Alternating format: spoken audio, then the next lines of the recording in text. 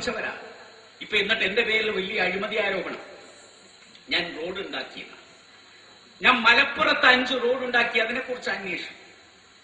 എന്തിനാണ് മലപ്പുറത്ത് മഞ്ചേരി ഡിവിഷനിൽ മുന്നിൽ റോഡ് ഉണ്ടാക്കിയത്?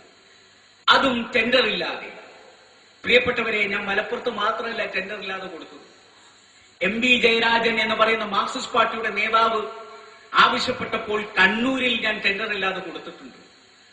VK മുഹമ്മദ് കോയ അവിടെ കോഴിക്കോട് ഒരു പാലം ആവശ്യപ്പെട്ടപ്പോൾ ടെൻഡർ ഇല്ലാതെ കൊടുത്തിട്ടുണ്ട്. നിങ്ങൾക്കറിയാം, ഇതിന്റെ തൊട്ടടുത്ത് കരുവന്തുരുത്തി പാലം, അത് VK മുഹമ്മദ് ആവശ്യപ്പെട്ടപ്പോൾ കൊടുത്തതാണ്.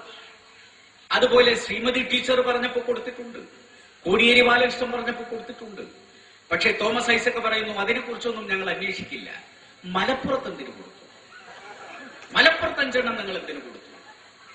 മലപ്പുറത്തിന് ഞാൻ അനീതി ചെയ്തിട്ടില്ല. പക്ഷെ മലപ്പുറത്തിന് നിഷേധിക്കപ്പെട്ട നീതി ഞാൻ പിടിച്ചു കൊടുത്തിട്ടുണ്ട്.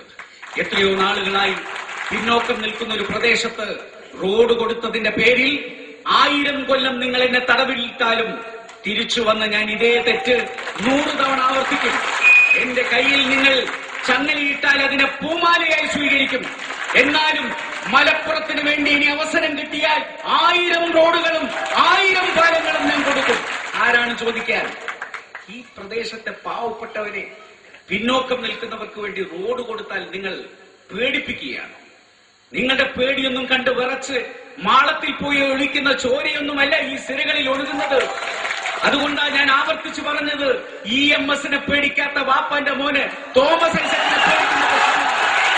തോമസ് ഐസക് നിങ്ങളുടെ താടിയും നിങ്ങളുടെ കഷണ്ടിയും അതൊന്നും കണ്ട് പേടിക്കുന്ന കൂട്ടത്തിലല്ല മുസ്ലിം ലീഗിന്റെ പ്രവർത്തകർ. നിങ്ങളുടെ ആ സഞ്ചിയിലുള്ളതിന്റെ ഒരു അംശം തലച്ചോറിലുണ്ടെങ്കിൽ കേരളം രക്ഷപ്പെട്ടു.